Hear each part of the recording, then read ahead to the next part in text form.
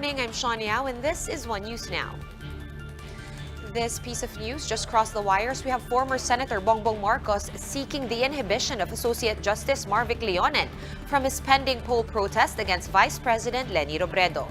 Marcos personally went to the Supreme Court, which sits as the PET or Presidential Electoral Tribunal, to file his motion seeking Leonen's inhibition on the grounds of bias and manifest partiality in favor of Robredo.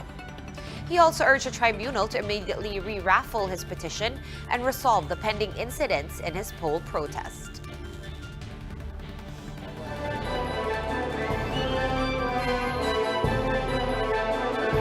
Kamala Harris made history on Saturday as she became the first woman and the first Black American and the first Asian American to get elected as Vice President of the United States. This is not the first time that the Californian senator shattered glass ceilings. She served as San Francisco's first female district attorney and was California's first woman of color to be elected attorney general. Harris celebrated her election not just for herself, but for the next generation of women in America. But while I may be the first woman in this office, I will not be the last.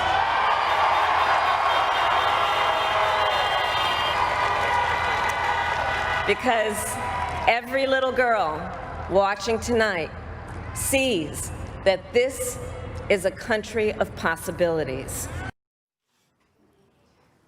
Congratulations are still pouring in for Harris and President-elect Joe Biden from abroad, including from conservative British Prime Minister Boris Johnson, Canadian Prime Minister Justin Trudeau, and German Chancellor Angela Merkel. This is making it hard for Donald Trump to push his repeated claims without evidence that the election was rigged against him. Biden is now calling on Trump supporters to accept that the people have delivered Biden and Harris a clear and convincing victory. The Democrat pledged that as president, he will seek to unify the country and exhibit decency in battling the pandemic while rebuilding economic prosperity, securing American health care, and, quote, rooting out systemic racism. Biden says it is now time for the nation to heal after a nail-biting and bitter election. For all those of you who voted for President Trump, I understand the disappointment tonight. I've lost a couple times myself, but now let's give each other a chance. It's time to put away the harsh rhetoric, lower the temperature, see each other again, listen to each other again. And to make progress, we have to stop treating our opponents as our enemies. They are not our enemies. They are Americans. They're Americans. Despite all that, incumbent President Donald Trump still has no plans to concede anytime soon.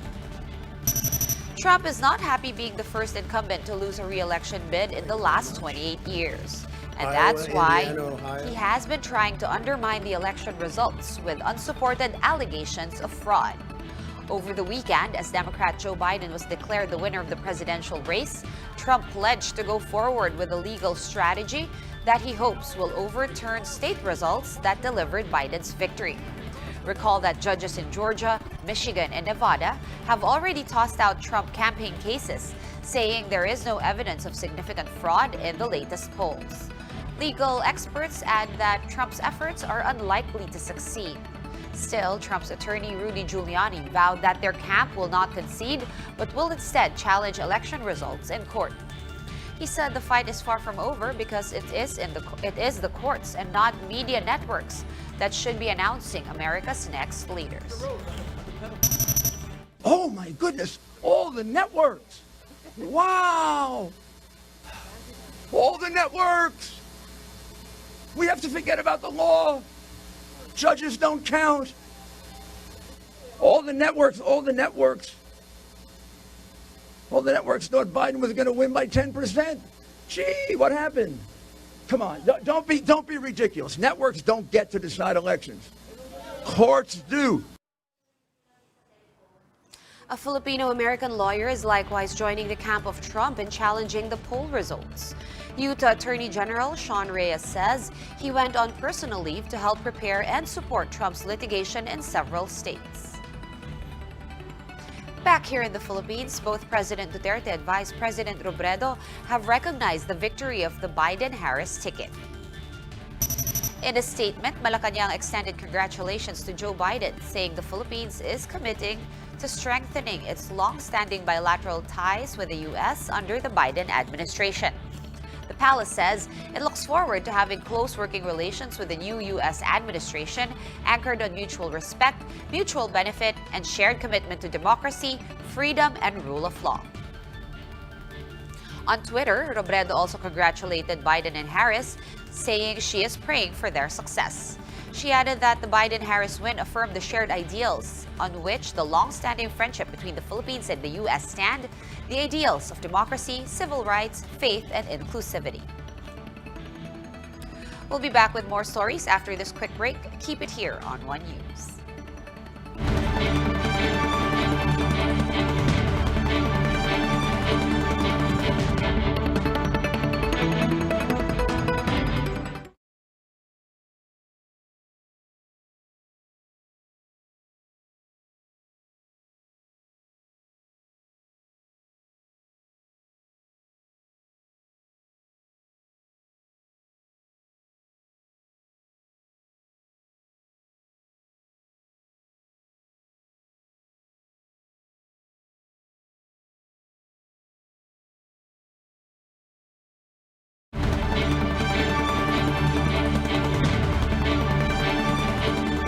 You are still watching One News Now. I'm Sean Yao.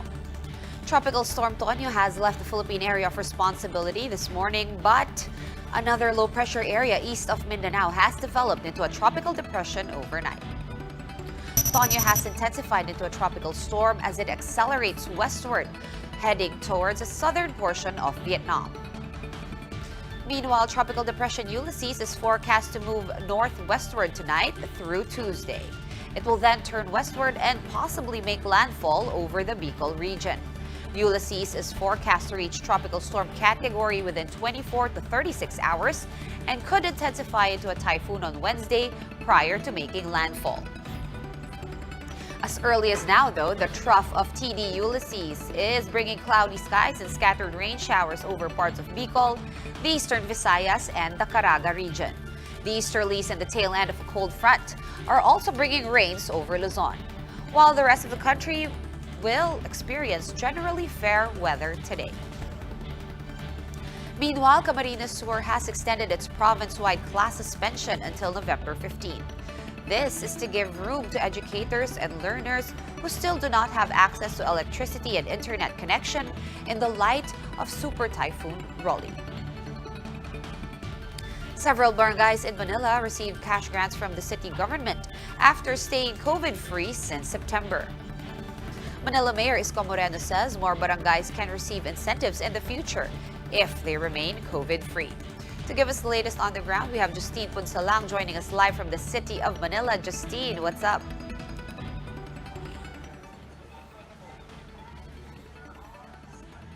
Sean, 73 barangays in Manila have received cash assistance from the local government as they successfully remained COVID-free for the past 2 months. A little over 8% or 73 out of 897 barangays in the city of Manila have been COVID-free since September 1. And just this morning, the LGU followed up with their promise of awarding 100,000 peso cash incentives to these barangays. 21 barangays came from the 2 districts of Tondo, 20 from the 3rd district, which includes the areas of Binondo, Quiapo, Santa Cruz, and San Nicolas. 9 from Sampaloc District, 10 barangays from District 5, and 13 from District 6. The program, which ran from September 1 to October 31, aimed to instill discipline among Manileños and lower the cases of COVID-19 in the city. Mayor Isko congratulated also the other barangays that limited new cases in the past 2 months to just 1 to 2 cases. He said that this is a big feat already, especially given that since the start of the pandemic, some barangay officials even succumbed to the virus. Currently, the city of Manila has 480 active cases and has no less than 500 cases for the past weeks. And Mayor Isko hopes to maintain this number. Sean, during the interview after the awarding this morning, Mayor Isko Moreno said that he is not hesitant to do another batch of cash incentives to those COVID-free barangays, as this is a good way to lower the cases of COVID-19 in the city. Sean? Thank you, Justine Punsalang. Stay dry out there. Justine Punsalang joining us live from Manila. For more updates, visit News 5, The Philippine Star, and Business World online. Visit our website, onenews.ph, for more in-depth analysis. You can also catch One News on the Signal Play app. Register for a free account at www.signalplay.com and stream One News live anytime, anywhere. I'm Sean Yao. We are One News.